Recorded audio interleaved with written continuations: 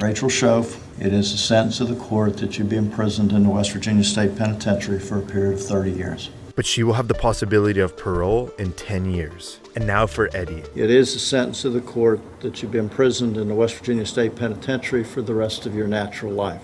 That sentence is technically with mercy, which makes you eligible for parole after you have served 15 years.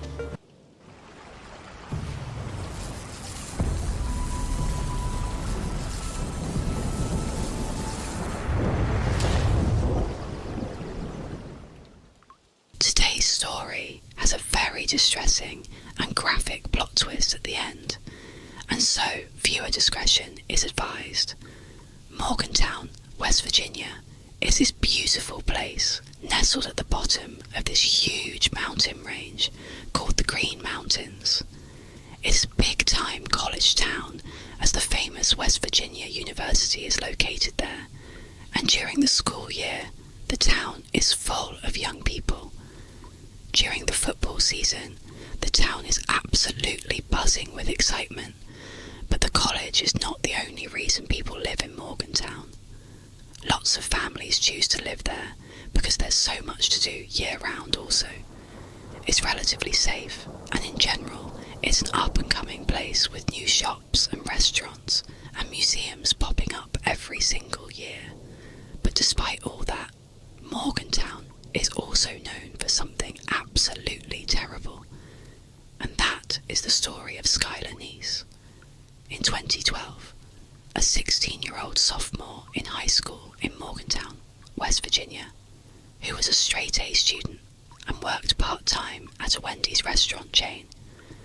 By all accounts, she was extremely well liked by her peers, co-workers, and had many friends. She was the only child of Mary and David Neese, and they absolutely adored her. David in particular, who was this big, burly man's man, said that he spoiled his daughter rotten. The parents would say their daughter was full of love and life, and she was fiercely loyal, and at times she could be absolutely hilarious. One of Dave's fondest memories is when Skylar was a very young girl, home taking care of her by himself. And that morning, as he looked after her, she asked him if he would participate in one of her trademark tea parties. So, David, the ever-dutiful father, walks over and says, "Of course, I'll participate in your tea party." And he sits down in this little tiny pink chair, and his daughter, who was dressed in a ballerina tutu, sat across the table and smiled. She handed him this little plastic teacup, so he took it and saw there was water already inside of it, and so he sipped the tea inside the cup and said, "Oh, it's so good. Honey did such a good job brewing this tea." Skylar blushed with happiness and thrill that her father liked her tea. Later that night, when Mary came home from work, she went to her husband Dave and asked how it went. How was it looking after Skylar today? And Dave would tell her about all the things they did, including their big tea party, and he would tell Mary that, this time, she actually put water inside of the teacups. So, it was actually like a real tea party. And Mary stopped him and said, "Dave, Skylar's not tall enough to reach the faucet. How could she have put water inside those cups?" It turned out that Skylar was using toilet water to fill the teacups. Fast forward to 2012, on the night of July 5th, 16-year-old Skylar Neese had just finished a night shift at the Wendy's restaurant, and she just got home.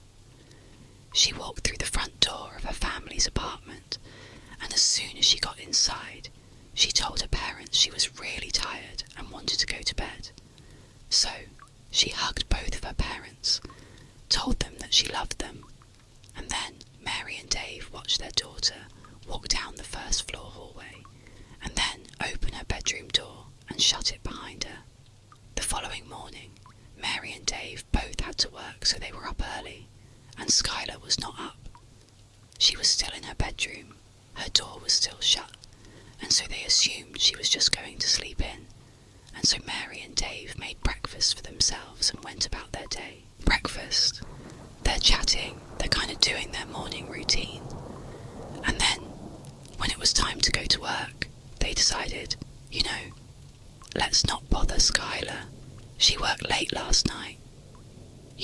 Let her sleep in. So the parents left without seeing or talking to their daughter. Later that afternoon, Dave would come home early from work, and he gets to the apartment. He goes inside. It's quiet now. Mary was still at work, but Skylar, at this point, really should not have been asleep. It's like 2 or 3 o'clock in the afternoon. So, he's thinking, she's got to be up around here somewhere. And so he yells out to his daughter, "Hey, I'm home. Where are you? What are you up to?" But there was no response. It was just silent. So he walked down the first floor hallway towards his daughter's bedroom, and he saw the door was still shut. She only kept that door shut when she was sleeping. He's thinking, okay, I guess she must still be asleep. This is really late in the afternoon, so I'm going to knock on the door and see if she's okay. And so he knocks on the door and says, "Hey Sky, it's late in the afternoon. You got to get up." But there was no answer. When he listened to the door, there was no noise coming from the bedroom. So he thought that was pretty weird, and so he knocked a few more times. He yelled out a few more times, but when there was no response, no answer, no sound, he opened the door up, and when he looked inside, Skylar was not in there now. Dave was thinking to himself, I don't think my daughter told me that she would be gone today, or at least not right now. And he's trying to think, did she say something? Was she meeting someone today? He couldn't think of it, and so he just pulled his phone out and he called his daughter, but she didn't pick up. So he called his wife Mary, and Mary's at work, and Mary picks up, and Dave asked her, "Hey, have you seen Skylar? Or do you know where she is right now?" And she would say, "No, I don't know where she is. Maybe she's out with one of her friends."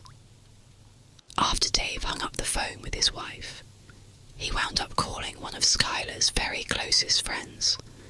Her name was Sheila, and she had known Skylar since they were in 2nd grade. They were practically inseparable, and he had a good relationship with Sheila. So, he just calls Sheila and he says, "Hey, I haven't seen Skylar. She's gone right now. Do you know where she is?" And Sheila would say, "No, I'm sorry, but I did talk to her last night. There was nothing unusual about our interaction. It was just normal texting about normal stuff." So Dave said, "Okay, thank you. Well, if you could, can you please try to get in touch with Skylar? And if you do get in touch with her, please tell her to get in touch with us." Or he's looking around thinking, okay, the evidence in her room and now outside of her room really indicates that that is exactly what she must have done the night before. She must have snuck out. But as he's processing this, he's also thinking, okay, well, if she snuck out of the house last night and then, snuck back into her room, why didn't she replace the screen on the window? And why didn't she close the window all the way? And then, this morning before she left to go wherever she went, why didn't she go outside and move the bench from under her window back to where it was supposed to go to avoid suspicion? Why didn't she do that? And then it dawns on him that his daughter must have snuck out the night before but not come back yet. She's still out wherever she went. Dave was very concerned. However, he's thinking, maybe there's a better explanation. Maybe I'm jumping to conclusions. Maybe she didn't sneak out. And so he calls his wife to kind of just talk with her and figure out what they should do. And they decide, what? This is concerning, but let's just give her a couple of hours to turn back up again. I'm sure she's fine. And so they begin to wait. And then, at 4 p.m. that evening, Wendy's, the restaurant where Skylar worked, called Dave and said, "Hey, have you seen Skylar? She was supposed to work today and she didn't show up. She didn't call. It's very unlike her, what's going on?" And this was the tipping point. Dave and Mary knew something had to be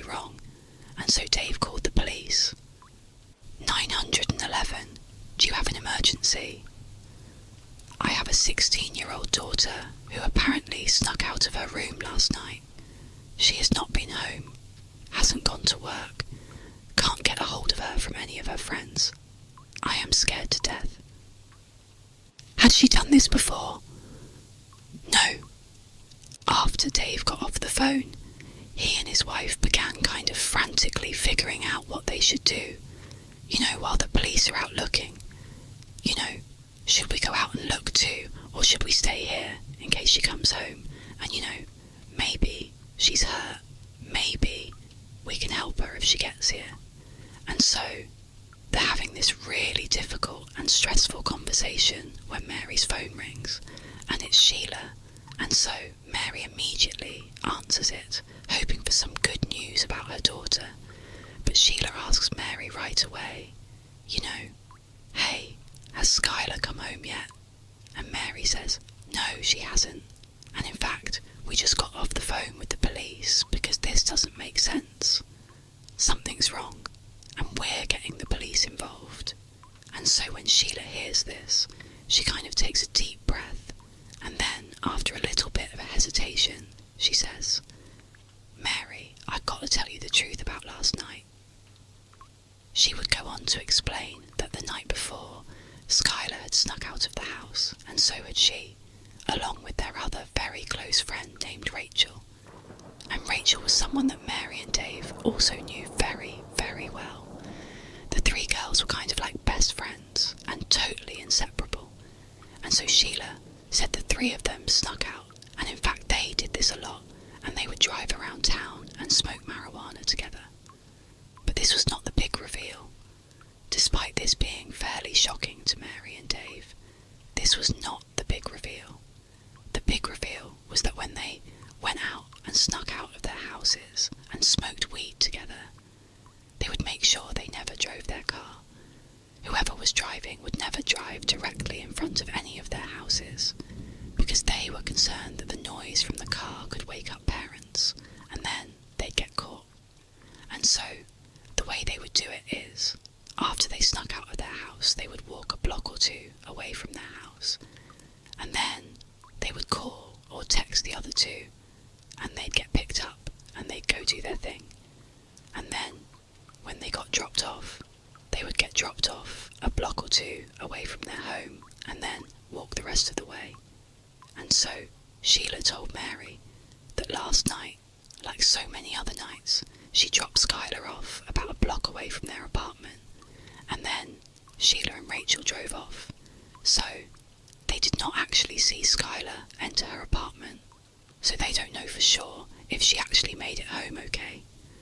And so, this was obviously horrifying for Mary and Dave to hear, because it totally opened the door for their daughter to have been abducted during this walk from the drop-off point back to her apartment.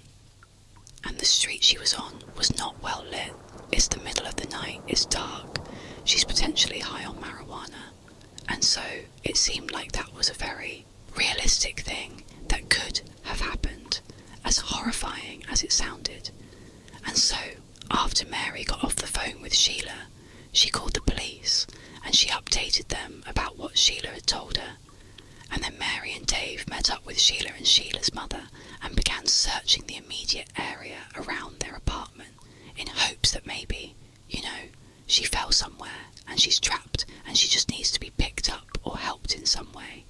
But after searching for several hours and knocking on dozens and dozens of doors, nobody saw anything. Nobody knew anything. There was no sign of Skylar. And so, as this group is totally down, they don't know what to do. They feel totally helpless. They know the police are out looking for Skylar, but they want to do something, and they don't know what to do. And that's when Mary remembers there is a security camera on the outside of their apartment building that is looking down at the road. And so right away, the four of them literally run back to the apartment building. They go inside, they find the security manager, they explain the situation, and sure enough, he pulls up the footage from the night before, and the footage they see doesn't make sense. Sheila had dropped Skylar off on that corner, kind of out of view of the camera at around midnight, but at 12:30, so 30 minutes after she's been dropped off. You see this unknown, kind of generic looking car pull up right in front of the apartment complex, and then Skylar comes running across the lawn, goes right up to the car, opens the back door, hops in the back seat, shuts it, and the car drives off. Even though this did not solve the mystery of where their daughter was, because they had no idea what car this was, who was driving it, or where they were going, Mary and Dave still felt relieved because from their perspective, it seemed like their daughter had willingly got into this vehicle. Whoever it was, whatever they were doing, she had gotten in on purpose, which meant she probably was not being abducted, which was their big fear. Over the next couple of days, the police analysed this footage and tried to get information about this car, but the footage was so grainy they couldn't do it. However, the police were telling Dave and Mary, hey guys, I'm sure Skylar is going to show up any day now. As much as you may not want to believe it, that your daughter is capable of running away, it is fairly common for teens to do that. They'll run away, and then, a couple days later, they'll pop back up, and so I'm sure that's what's going on with Skylar. She chose to get in that car, and so I'm sure she will choose to get back in touch when she feels comfortable. So a couple of days go by, and the parents haven't heard anything from their daughter, and then a couple of weeks go by, still nothing, and then a couple of months go by, still nothing. And this is all despite the fact that there is a massive search happening led by the police, and locals in Morgantown have put flyers up everywhere that have pictures of Skylar Niece's face, everywhere in town, and in neighbouring towns. It was like you could not go 5 feet without being reminded that this girl is missing. Have you seen her? If you have, give us information. Despite the amount of publicity this case was getting, no one came forward with any meaningful information. It was like Skylar had just vanished, and no one had a clue what happened to her. Her parents were obviously devastated that they had no idea what happened to her, but they were kind of holding on to this idea that, maybe she did run away, and maybe she will eventually be in touch with us. But by December of that year, so 6 months after Skylar had gone missing, no one had heard from her, no one had seen her, no one had any idea where she was. There was no new leads, and so people were starting to feel less and less optimistic, and the case was starting to kind of go cold. And then, on December 12th, something totally unexpected happened that changed everything. On that night, Rachel, the other friend who had been there with Sheila and with Skylar on the night that Skylar had vanished, she has a full-blown nervous breakdown. In fact, it's so bad that she's screaming and running around, and she's punching her family members, and her mum actually calls the police on her. I have an issue with a 16-year-old daughter of mine that can't control her anymore. She's screaming. She's running through the neighbourhood. Give me the phone. Hurry up. Oh God, hurry up, please. After this call was made, the police show up to Rachel's house and they take her away to a psychiatric hospital. And then, several days later, when she was released from that hospital, she went straight to the Morgantown Police Department. She walked inside and said, I gotta get something off my chest about Skylar. Apparently whatever it was that she had been keeping secret had just been too difficult to keep inside. It was quite literally driving her crazy, and so the police said, okay, great, and they brought her into an interview room. They sat down and they said, okay, what do you got for us? The following has been pulled from what Rachel told police. Back on July 5th, 2012, Skylar came home from that night shift at Wendy's. She goes inside her family's apartment. She says goodnight to her mum and dad. She goes into her bedroom and she shuts the door. And she's laying on her bed. She's on her phone. She's not going to bed quite yet. And as she's laying there, she starts getting text messages from Rachel and also from Sheila asking her if she wants to sneak out that night. Now, Skylar didn't want to, and she said as much because she was actually hurting. She was mad at her two friends. According to some of her other friends that went to school with her and Rachel and Sheila, the three of them were totally inseparable. But lately, kind of the few months leading up to when she ultimately disappeared, there had been tension in their group. It seemed like Sheila and Rachel were getting very, very close and kind of pushing Skylar away, and Skylar was starting to pick up on it. It was little things like Sheila and Rachel would show up to school in matching outfits, but they wouldn't tell Skylar beforehand, kind of leaving her out. Or whenever they posted selfies of the three of them, Skylar was always relegated to the back, or kind of, in some other way, obscured to make sure she was not the focal point of the picture. It was just very obvious that they were deprioritizing Skylar, and it was really hurting Skylar's feelings. And so, it seemed like her way of standing up to them and kind of telling them that she was upset was to turn down their offer of sneaking out and smoking weed with them. But over the next couple of hours, Skylar would eventually say, "Okay, fine. You know, I'll come with you guys. I'll sneak out and we'll go smoke together." Just before 12:30 a.m. on July 6th, Skylar gets off of her bed. She walks over to her window, she lifts it up, and she pulls the screen off. And she walks over to her closet. She puts the screen in her closet and shuts the door to the closet. And then she walks back over to the window and crawls out and lowers herself down onto the grass below. And then she walks over and grabs the bench and slides it over and puts it right underneath her window. And then she stands on the bench and reaches up and pulls the window down so there's just a little crack left so she can get back inside. And then she just waited by the side of the apartment, looking out towards the road. And right after 12:30, this car, the unknown car on the surveillance camera, pulls right in front of the apartment building, and Skylar runs over to it, opens up the back right door, and climbs inside.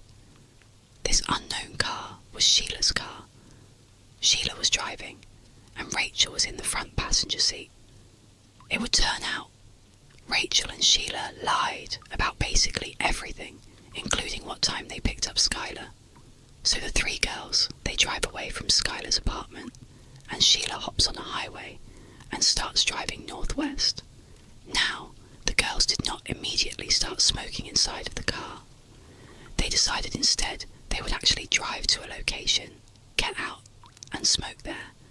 And the place they decided on was a spot they had smoked at before. It was a known hangout spot for teenagers. It was located about 45 minutes away, just barely across the border into Pennsylvania. It was down this kind of old country road that nobody ever went on. And so, Sheila drives the car 45 minutes. She crosses into Pennsylvania. She finds the turn onto this old road. They drive down it a little ways until they're pretty far away from the highway. At which point, Sheila pulls off the road onto the grass, parks the car, and the three girls get out. They walk past the car a little ways down the path to a clearing on the right. There was a hill that went up on the right, and they would kind of sit on this hill looking downhill, and that would be where they would smoke. So, the three girls, they sit down, they're all next to each other, facing downhill, they're not facing each other, and Sheila, who is sitting all the way to the right with the car being over to the left, she pulls out the marijuana joint and she's about to light it, but she realises she does not have a lighter. And so, she asks Rachel and Skylar if they have a lighter, and they both pat themselves down. They're checking themselves, they don't have a lighter. And then, Sheila says to Skylar, who's all the way to the left of the way they're sitting, so Skylar is closest to the car, she asks Skylar, "Hey, can you go in the car and get the lighter that I know is in there?" And Skylar said, "No problem." So Skylar, She stands up and she turns her back to her two friends, and as soon as she starts walking, what she would have heard is the sound of her two friends standing up as well, and then loudly saying, 1, 2, 3. And on 3, Skylar would have felt 2 knives being plunged into her back by Rachel and by Sheila. In a panic, Skylar does not even turn around. She just starts taking off running towards the car, and she manages to run away from her attackers, but because of her grievous injuries in her back, she eventually slows down, at which point Sheila tackles her from behind. She gets her on the ground, she pins her on her back, and Sheila is trying to stab Skylar, but Skylar is doing her best to keep the knife off of her. But at some point, Rachel comes running up beside them, and between Rachel and Sheila, they manage to hold Skylar's hands down, at which point Sheila and Rachel began taking turns stabbing her in the chest and in the neck. The whole time, Skylar is trying to defend herself, but it's impossible with these two on top of her. And at some point she just kind of gives up and she says, "Why are you doing this to me? Why are you doing this to me?" But they don't give her a reason, they just keep on going. And eventually, Rachel stops stabbing Skylar, but Sheila doesn't. Sheila keeps on going until, quote, her neck stopped making gurgling sounds. And then, once Skylar went still, Sheila stood up like it was nothing, and she and Rachel just walked away from her body back to the car. They went around to the trunk of the car. They opened it up, and inside was shovels, bleach, trash bags, rags. They had brought along a kill kit because they knew what they were going to do this night. And so, they start by cleaning themselves off. They get the blood off of them and off of their weapons, and then they take the shovels and they walk a little ways off of the road, kind of into the woods, and they try to dig a grave. But it would turn out the ground was too hard, and so they abandoned the grave idea and just grabbed Skylar's lifeless body and dragged it just about 6 feet off of the road and kind of chuck it against a log. And then they threw boulders and sticks and anything they could on top of her body. They don't know if she's still alive at this point, so they're potentially dealing the fatal blow with these rocks and logs. They cover her up until she's totally obscured, and then the two girls just walk back up. They grab their shovels, they grab their rags, their bleach, they put it back in the trunk, they hop in their car, and they drive away. It would turn out Rachel and Sheila had been planning this for months. The reason they didn't like Skylar anymore, and apparently it wasn't enough to just be mean to her and not include her in things. They actually needed to kill her. And so, the entire night that they went out and snuck out, that was all planned. They knew Skylar did not want to come out and sneak out with them because they knew she was upset with them. And so they said whatever they had to say to convince her to leave her house and sneak out with them. And so she did. She snuck out, and when she got in that car, Sheila and Rachel had their knives already in their front pocket of their sweatshirt, ready to go. And on their ride to the spot in Pennsylvania, Sheila and Rachel acted like, "Oh, let's just go to this spot and smoke," when in reality this was planned too. They wanted to make sure they were far away from Morgantown when they killed Skylar, and so when they got there and they walked down to their spot to actually begin smoking, Sheila and Rachel had intentionally not brought lighters, and Sheila had left a lighter in the car specifically so she could ask Skylar to go get it. Because the plan was, as soon as Skylar gets up to get that lighter and her back is to us, Sheila and Rachel had promised each other that they would count to 3 and then attack her. Ultimately, Rachel would be sentenced to 30 years in prison, but she'll be eligible for parole in 2023, and Sheila would be sentenced to life in prison, but she would also be eligible for parole in 2028. During their trials, Rachel was very remorseful and even gave an apology to Skylar's parents during the sentencing phase. Sheila, on the other hand, smirked during her trial for most of the time. She was smiling and totally making light of it. She said she didn't do it. She was totally not remorseful, and she did not offer an apology to Skylar's parents. She did, however, leave an unbelievably cruel message on Twitter in March of 2013 when the police came out and officially said, "We have identified the remains in the forest in Pennsylvania as belonging to Skylar Neese." When that announcement was made, just a couple of days later, Sheila tweeted, "We really did go on 3. Sheila was arrested 1 month later. Welcome to ASMR. Let's get